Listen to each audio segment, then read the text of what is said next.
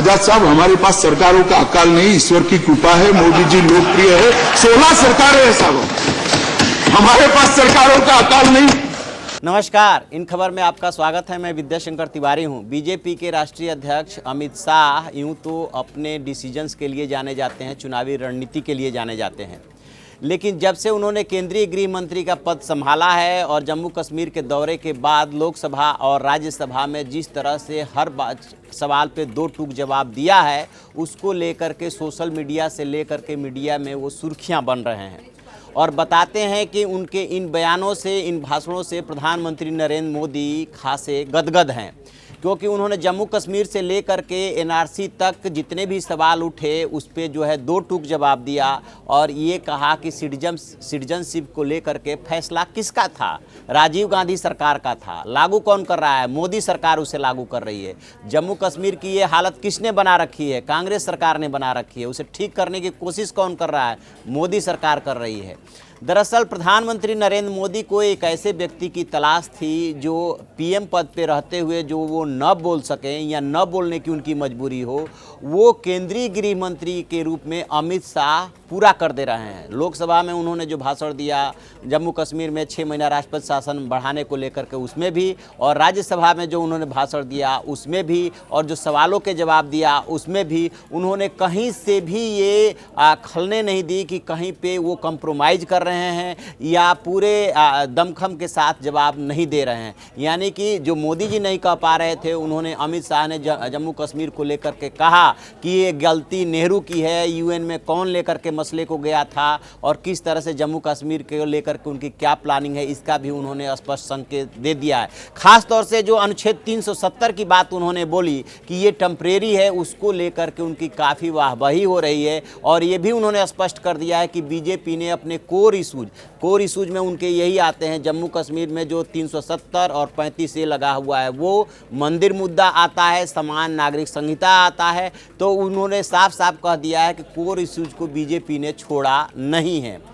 प्रधानमंत्री नरेंद्र मोदी लोकसभा और राज्यसभा में यूँ तो आते हैं, बोलते भी हैं, बैठते भी हैं, खास तौर से लोकसभा में, लेकिन जब वो नहीं संसद में होते हैं तब वो जो उनका कक्ष है जो संसद में बना हुआ है, वहाँ पे लोकसभा और राज्यसभा दोनों चैनल लगा हुआ होता है और वहाँ पे वो बैठ करके देखते हैं। बताते ये हैं कि जब अमित शाह लोकसभा और राज्यसभा में खास तौर से राज्यसभा में जब वो बोल रहे थे, तब प्रधानमंत्री नरेंद्र मोदी देख रहे थे और सुन रहे थे उनको।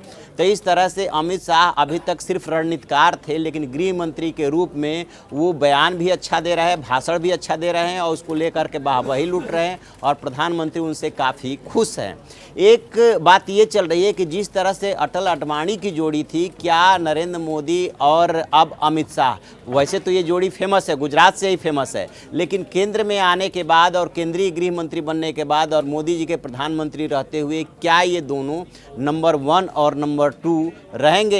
तो हकीकत ये है कि बेशक जो है राजनाथ सिंह नंबर 2 जो हैं वो डी जूरे हैं, यानी कि लीगली नंबर 2 वो हैं, लेकिन डिफेक्टो जो है नंबर 2 अमित शाह ही है। यदि मोदी 1 सरकार की बात करें तो उसमें भी यही परिस्थितियाँ थी। तत्कालीन वित्त मंत्री अरुण जेटली डिफेक्टो नंबर 2 हुआ करते थे, जबकि वास्तविक रूप से लीगली जो है राजनाथ सिंह ही नंबर 2 हुआ करते थे। लेकिन इस रिजिम में क्या हुआ है कि अमित शाह, नरेंद्र मोदी और अमित शाह की जोड़ी जो है नंबर 1 और नंबर 2 के रूप में साफ साफ उभरती हुई सी दिख रही है और उसी हिसाब से अमित शाह फैसले भी ले रहे हैं। यानी कि जब वो केंद्रीय गृह मंत्रालय में कोई मीटिंग करते हैं तो अन्य मंत्रालयों के मंत्रियों को भी तलब कर लेते हैं। ये अधिकार पहले किसी मंत्री के पास नहीं था और ना ही कोई कर पाता था ऐसा। तो ये माना जा रहा है कि आगे चल करके यदि इसी तरह से अमित शाह काम करते रहे तो जिस तरह से लाल कृष्ण आडवाणी को डिप्टी प्राइम मिनिस्टर बनाया गया था, क्या अमित शाह को भी ये ओहदा मिल सकता है? यदि मोदी जी जिस तरह से काम कर रहे हैं, यदि इसी तरह से खुश रहे तो ऐसा भी हो सकता है। बस समय की बात है कि अभी कितना इंतजार करना होगा। वैसे प्रधानमंत्री नरेंद्र मोदी का आपको राज्यसभा में दिया हुआ वो भाषण याद होगा, जब उन्होंने कहा था, साफ साफ कहा था विपक्ष पे हमला करते हुए कि 2024 की अभी से चिंता मत कीजिए और जितने मुद्दे आप लोग गिना रहे हैं ये मुद्दे 2024 में नहीं रहने वाले हैं। 2024 के लिए हमारे पास बहुत सारे मुद्दे हैं और बहुत सारे काम हैं। इसलिए आयुष्मान भारत की आलोचना करने के बजाय और इसकी क्रेडिट मोदी ले जाएगा, अब मिल गए भाई, हो गया, चुनाव का नतीजा आ गया, आप काम करो। 2024 के लिए नए काम लेकर के जाने वाला हूं मैं, आप चिंता मत कीजिए। और एक बार राजनाथ सिंह से इंटरव्यू में पूछा गया था कि आप लोगों ने 75 ईयर्स के आधार पे बहुत सारे अपने नेताओं को बाहर कर दिया है, लेकिन जब आप 2024 में चुनाव में जा रहे होंगे तब आपकी और मोदी जी की उम्र जो है 73 के आसपास हो रही होगी, तो उस समय आप लोग क्या करेंगे? क्या आप लोग चुनावी रेस से बाहर हो जाएंगे? तब हंसते हुए राजनाथ सिंह ने इसका जवाब दिया था कि हम मिल बैठ करके इसका फैसला कर लेंगे। तो एक बात ये भी कही जा रही है कि अगला चुनाव जो है नरेंद्र मोदी के ही नेतृत्व में होगा, बीच में बदलाव हो सकता है, उसके लिए ये तैयारी हो रही है, ऐसे कयास लगाए जा रहे हैं। देखते हैं, इस खबर पे हम नज़र बनाए हुए हैं, जो भी अपडेट होगा हम आपको अपडेट कराते रहेंगे। आप देखते रहिए हमारा डिजिटल चैनल इन खबर। Thank you. इन खबर चैनल को सब्सक्राइब करें और बेल आइकन दबाना ना भूलें।